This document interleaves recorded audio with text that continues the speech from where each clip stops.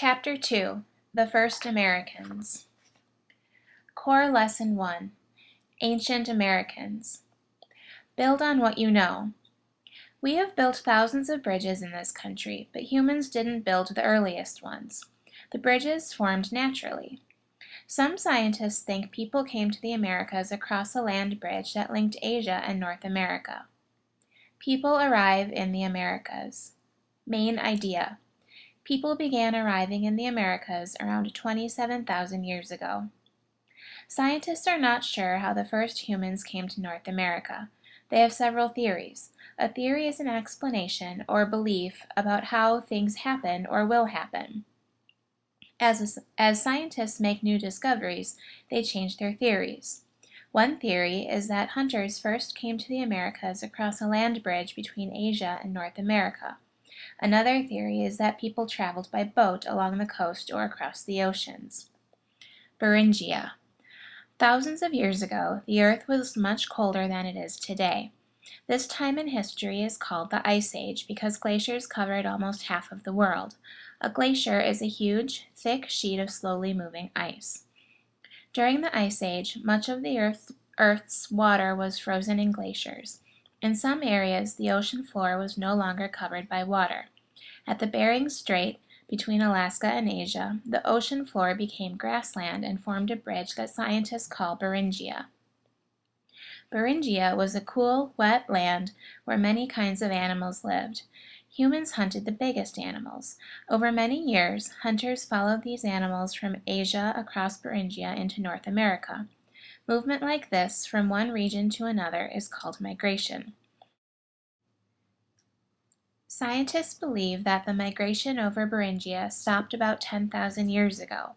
Around that time, the Ice Age began to end. The glaciers slowly melted, filling the oceans with water. Water covered the land bridge between Asia and North America. It is still covered by water today. The people who crossed into North America followed the migrating animal herds south. The hunters spread across North and South America. These ancient Americans are known as Paleo-Indians. Paleo means past. They were the ancestors of modern American Indians. Ancestors are relatives who lived before you.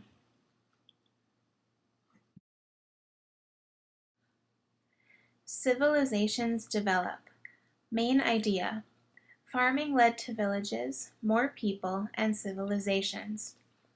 For thousands of years, the Paleo-Indians lived by hunting animals. About 11,000 years ago, many of the bigger animals began to die. People continued to hunt smaller animals. They also fished and gathered wild plants. Over time, people adapted to changes in their surroundings. To adapt is to change a way of life to fit an environment. Around 9,000 years ago, some Paleo-Indians began to use agriculture to feed themselves. Agriculture is farming, or growing plants. Scientists think that people in present-day Mexico were the first people in the Americas to practice agriculture. They gathered the seeds of useful wild plants and learned to grow them as crops. These crops included corn, beans, and squash. Agriculture not only changed the food people ate, it changed the way they lived. It takes months to raise crops.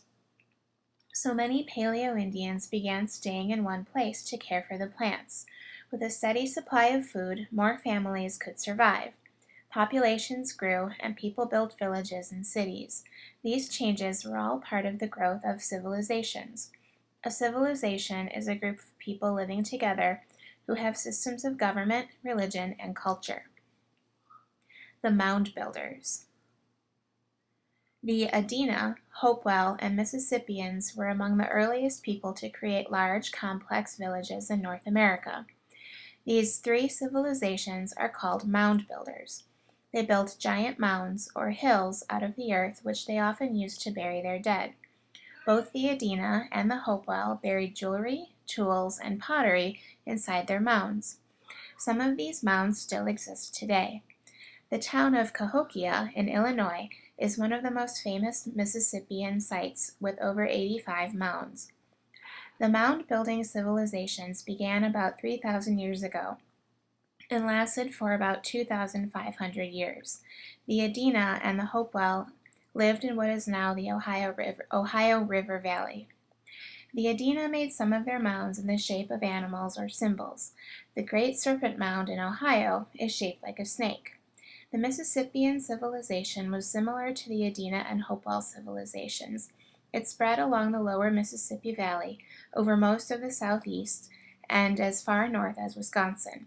Some experts believe that the Mississippians are the ancestors of Creek Indians. Ancient Pueblo peoples. Another American Indian civilization lived in what is now the Southwest about 2,000 years ago. They were the ancient Pueblo peoples. Pueblo is a Spanish word for town.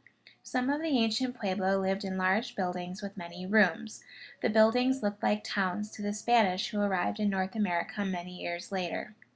By building houses out of mud and stone, these ancient Pueblo could group homes on top of one another. Around the year 1100, they were building structures as large as the modern apartment buildings. They built Pueblo Bonito in New Mexico, which was 4 or 5 stories high with hundreds of rooms. They also built underground rooms called kivas, which were used for religious ceremonies. Each village had a number of kivas. Pueblo Bonito had 37, including 3 or 4 great kivas where hundreds of people could gather. Around 1300, the ancient Pueblo left their villages. No one knows why. It is possible that lack of rain or wood or warfare with other people caused them to move. They went south and settled along the Rio Grande and Little Colorado rivers.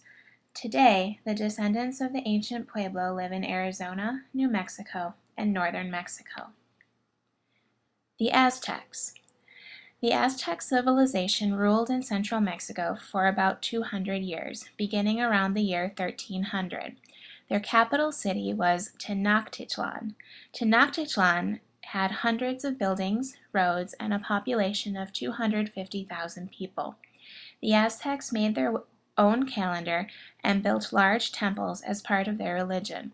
Some temples had a playing court for a game that was like modern-day basketball. At the time the Aztec civilization lived in central Mexico, groups of American Indians had settled in almost every region of North America. These groups adapted to different environments and developed their own cultures. Lesson summary. During the Ice Age, Asian hunters followed large animals across Beringia to North America. Around 9,000 years ago, people in the Americas began farming. Important early civilizations of the Americas included the Mound Builders, the ancient Pueblo, and the Aztecs. Why it matters. The history of the people of North America began with the American Indians. They practiced agriculture and built civilizations. Core Lesson 2. Peoples of the Northwest. Build on what you know. Can you think of a material that you can use in different ways? Plastic is one such material. It can be made into a bag or a part of a computer or a drinking cup. In a similar way, the Northwest Indians found many uses for wood. The Pacific Northwest. Main idea. American Indians of the Northwest coast learned to make use of the natural resources around them. The Pacific Northwest is a coastal area that stretches from Alaska to northern California. The region is bordered by mountains to the east and ocean to the west. The coastline has thousands of islands and bays. Thick forests cover much of the land. Several American Indian groups lived in this region when Europeans first came to North America. Many still live there today. The people and the land. American Indians who lived in the Northwest around the year 1500 hunted and gathered everything they needed from the land and waters near them. Salmon from the rivers was an important resource. In spring and summer, thousands of these fish filled the streams. During these months, the Indians caught so much surplus, or extra, salmon that they dried it and ate it all year. Dried salmon was part of everyone's diet, but it was not their only food. Northwest Indians also ate shellfish, whales, and seals. In the forests, they gathered berries and fern roots and hunted geese, deer, elk, and bears. Wood was another important resource for the Northwest peoples. They carved cedar logs into canoes called dugouts. Dugouts were used to carry goods on trading trips along the seacoast and rivers. Some groups paddled out to sea in dugouts to hunt for whales. The Northwest Indians built large houses using boards cut from cedar or spruce trees. They decorated the houses with carvings and paint. Skilled craftspeople also used cedar logs to make totem poles. Totem poles are tall poles that are carved and painted with human and animal figures. Northwest peoples often used totem poles to mark the entrance to their houses. The figures on a totem pole told the history of the families who lived there. Families held potlatches to celebrate important events such as a marriage or the building of a house. A potlatch was a large feast that could last for several days. At a potlatch, the host served huge amounts of food and gave valuable gifts to the guests. At times, potlatches were like competitions. Families would try to give the largest and most expensive potlatch to show their wealth. The Tlingit. Main idea. The Tlingit depended on the sea, rivers, and forests for their way of life. The Tlingit were one of the largest American Indian groups in the Pacific Northwest. Their way of life was similar to that of other Northwest peoples. They built their villages near the coast or rivers to make hunting and trading easier. The Tlingit also found many uses for trees. They even made clothing from bark. Because the Tlingit did not farm or herd animals, they did not have cotton or sheep's wool. Instead, people used shredded cedar bark to make skirts, capes, and raincoats. They also made rain hats out of cedar bark and spruce roots. The Tlingit clans. During the winter, the Tlingit wore cedar bark blankets to keep warm and stayed indoors. They passed the time weaving, carving, painting, and sewing.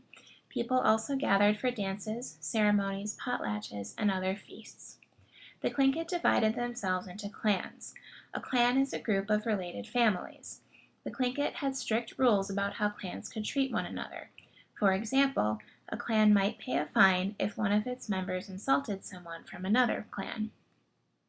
Several families from the same clan lived together. They put dividers in the houses so that each family had its own area. People gathered around a fire in the center of the house to cook and talk. The Tlingit today. Today, about 17,000 Tlingit live in southeastern Alaska. Most live in cities, but some stay in villages. Many Tlingit have jobs fishing or working in the forest cutting wood. Others are business owners, teachers, doctors, and lawyers. The Tlingit carry on many cultural traditions. They have kept their dances, songs, and stories. The clans are still strong, and people often wear clan or family symbols on their jewelry or clothes. The potlatch remains one of their most important traditions. It connects the modern Tlingit to their past. Lesson summary. Salmon and wood were two important resources for Northwest Indians. The potlatch is a giant feast given to celebrate important events. The Tlingit today have a modern way of life, but keep many of their traditions. Why it matters. The Northwest Indians were the first to make use of the natural resources such as wood, which are important to the Pacific Northwest today. Core Lesson 3. Peoples of the Southwest. Build on what you know. Water is necessary for life. After all, 2/3 of the human body is made of water. In the Southwest, water is scarce. The American Indians who lived there learned to use water carefully. The Southwest. Main idea. In different ways, the Southwest Indians solved the problem of having little water. The Southwest is a region that includes all of the present-day Arizona and New Mexico. It also stretches across sections of what are now Utah, Colorado, Nevada, Texas, and Southern California and northern Mexico. Parts of the Rocky Mountains are in the Southwest. A large part of the region is low, flat desert, but in places the desert rises to high plateaus.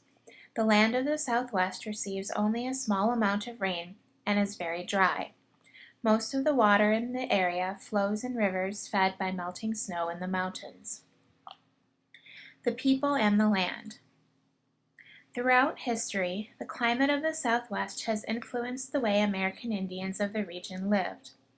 Much of the area was so dry that few trees grew there. To build their homes, Southwest Indians used sticks, stones, and clay called adobe. They often built their homes on top of steep mesas to protect them from attack. Mesas are like small plateaus with steep sides and flat tops. The climate of the Southwest affected life in another way. Many Southwest peoples were farmers. The lack of rain made agriculture difficult. They could never be sure that crops would survive. Southwest Indians had to find ways to get water to their crops in order to have a successful harvest. Many used irrigation. Irrigation is a way of supplying water to crops with streams, ditches, or pipes. Some groups dug long, narrow ditches from the rivers to their fields. Water from the rivers flowed through the ditches to the crops.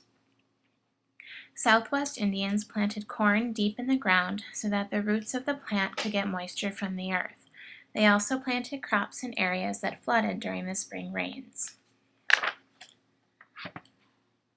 The Hopi. Main idea. The Hopi found natural resources in a dry land. The Hopi are among the oldest Indian groups in the Southwest. They began living in the northeastern part of present-day Arizona before 1350. They are one of several groups known as Pueblo Indians because of their large buildings. One of their villages is about 1,000 years old. Living in a dry land. The early Hopi used irrigation to grow beans, squash, and corn, their most important crop. Corn was a staple for the Hopi and part of every meal. A staple is a main crop that is used for food. The Hopi grew yellow, blue, red, white, and purple corn. They grew enough to last for the whole year and kept it in storage rooms in their pueblos.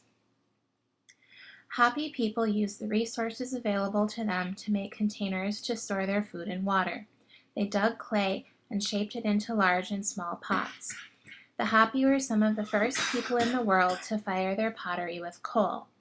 Firing pottery makes it strong and hard.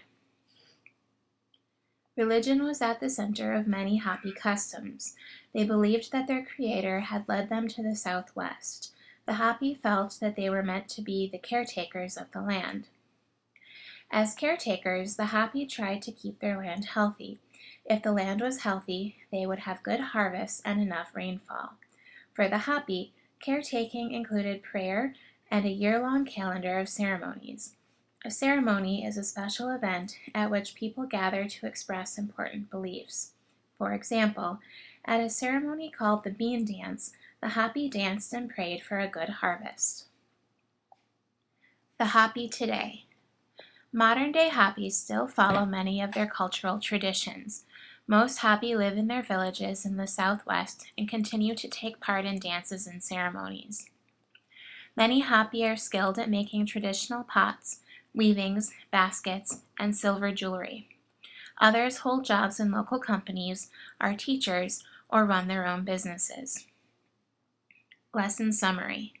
The Hopi and other American Indians built pueblos in the Southwest. They used irrigation and other methods to grow beans, squash, and corn in a dry climate. Hopi culture included religious ceremonies throughout the year. Many Hopi people today still take part in their cultural traditions. Why it matters. Lack of water is part of life in the Southwest, even today. The Southwest Indians showed how to adapt to this dry climate. Core Lesson 4. Peoples of the Plains. Build on what you know. When you see a large grassy field, do you think of it as empty? The Plains Indians lived on huge plains of grass that stretched for hundreds of miles in every direction, but those grasslands were far from empty. The Great Plains. Main idea. American Indians lived as farmers and as migrating hunters on the Great Plains. The Great Plains lie in the center of North America. The plains stretch from the Mississippi River to the Rocky Mountains and from Texas to Canada. Much of the plains used to be grassland. In the eastern plains, rainfall could cause the grasses to grow 8 feet high. In the dry western plains, the grass was shorter. Although they might have seemed empty, the grasslands were a rich environment. American Indians have lived on the plains for thousands of years. Over time, they created 2 different ways of life from the 2 different environments where they lived.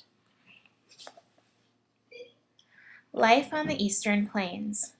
Rainfall on the Eastern Plains made it possible for American Indians, such as the Pawnee and the Omaha, to farm successfully. They settled in villages near rivers and built earth lodges to live in. A lodge is a home that Plains Indians made using bark, earth, and grass. Lodges protected people from cold and stormy weather. Each year, the Eastern Plains Indians spent spring and fall farming in their villages. Every summer and winter, they left their villages to hunt buffalo. Life on the Western Plains. The dry land of the Western Plains made farming difficult, but the area had important resources, such as the buffalo. These huge woolly animals gave the Western Plains Indians everything they needed to live. Western Plains people ate buffalo meat. They carved the bones into tools and wove the hair into rope. They even turned the tail into a fly swatter. The buffalo skin had different uses. Plains people made it into covers for their shelters, blankets, clothing, drums, and shields. They decorated these everyday items with painted designs, porcupine quills, and other materials. The Western Plains Indians were nomads who followed the buffalo herds. A nomad is a person who moves around and does not live in one place. These nomads used a travois to carry their belongings. A travois was similar to a sled. It was made from 2 poles and usually pulled by a dog. Travois poles were also used to set up teepees. A teepee was a cone-shaped tent covered with buffalo skins. Teepees were easy to set up and take down. Plains Indian groups could move between the eastern and western plains. The Lakota, for example, used to farm the land along the Mississippi River on the eastern plains. Then they fought with another group, the Ojibwa, and were forced to migrate to the western plains. There, they adapted to life in the west. They became nomads who used horses to hunt buffalo. The Comanche. Main idea.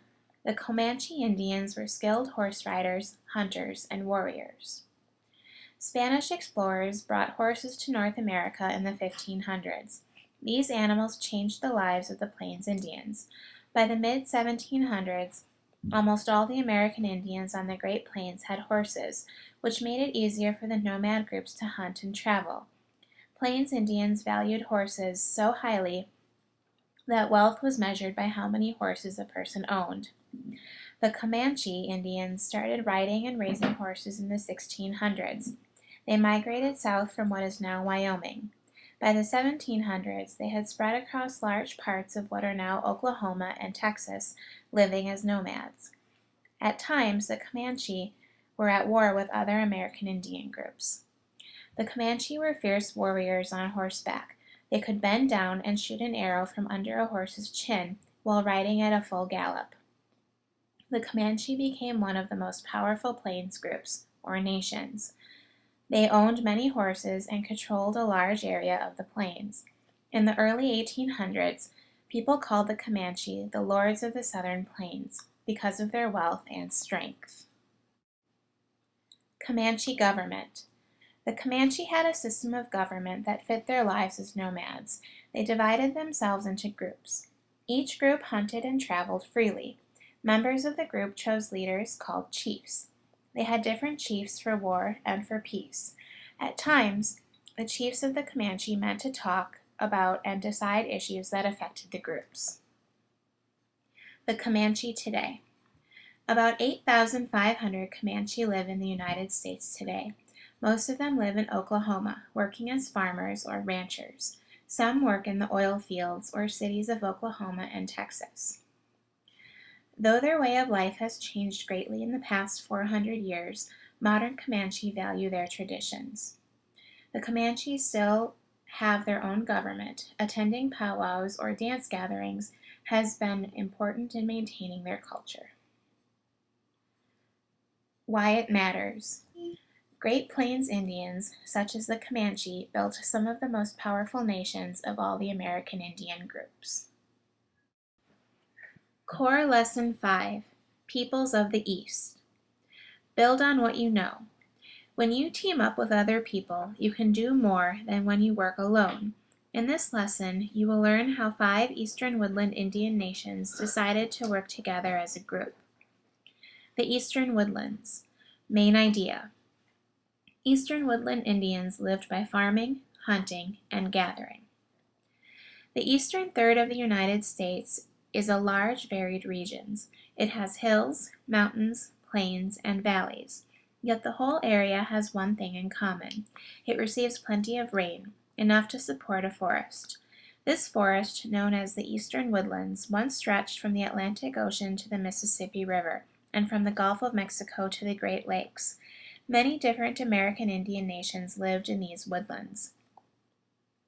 The people and the land. The natural resources of the Eastern Woodlands shaped the lives of the American Indians who lived there.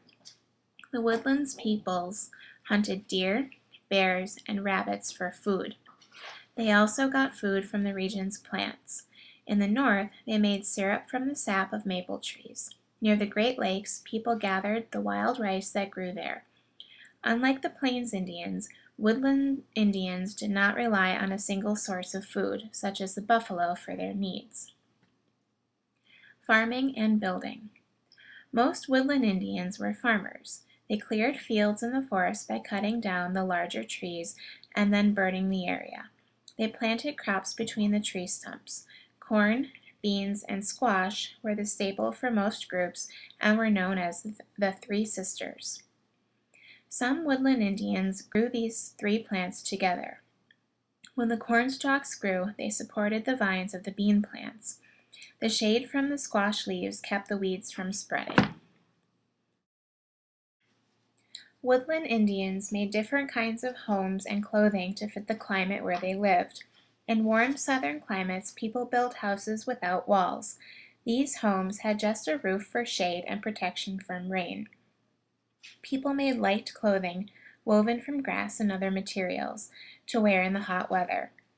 Farther north, American Indians needed protection from the cold. They wore clothing made from deerskin. The Haudenosaunee, also known as the Iroquois, built long houses for shelter. A longhouse was a large house made with wood poles and bark. Families lived in them and lit fires for cooking and warmth. These houses were so important to the Haudenosaunee that their name means people of the longhouse. The Haudenosaunee. Main idea. 5 nations joined together form the Haudenosaunee. The Haudenosaunee people lived in what is now New York State. For years, they lived as separate nations. Although they shared a common language, they often fought each other. Fighting one another made the nations weak. Sometime between the years 1100 and 1600, 5 of the nations made peace. They joined a confederation known as the Haudenosaunee League. A confederation is a type of government in which separate groups of people join together, but local leaders still make most of the decisions for their group. The League was a union of Mohawks, Oneidas, Onondagas, Cayugas, and Senecas. Later, a 6th group called the Tuscarora joined. The Haudenosaunee government. The Haudenosaunee League was governed by chiefs from each nation. The chiefs each had a voice at League meetings. All 5 nations had to agree before the League would take any action. The chiefs talked together until they reached agreement. The Haudenosaunee lived in clans. Clan mothers, who were the oldest women in the clan, played an important part in Haudenosaunee government. They chose the chiefs who led the nations. The clan mothers chose a chief for life, but they could replace him with someone else if he was not doing a good job. Haudenosaunee trading. The nations traded with other woodland Indians. They sometimes used wampum to symbolize agreements. Wampum were belts made of pieces of carefully shaped and cut seashell. American Indians strung the shells like beads. The Haudenosaunee valued wampum highly, and so did other woodland Indians. The Haudenosaunee bartered for goods. When people barter, they trade goods without using money. After Europeans arrived in the 1600s, the Haudenosaunee bartered for fur for blankets and knives. The Haudenosaunee today.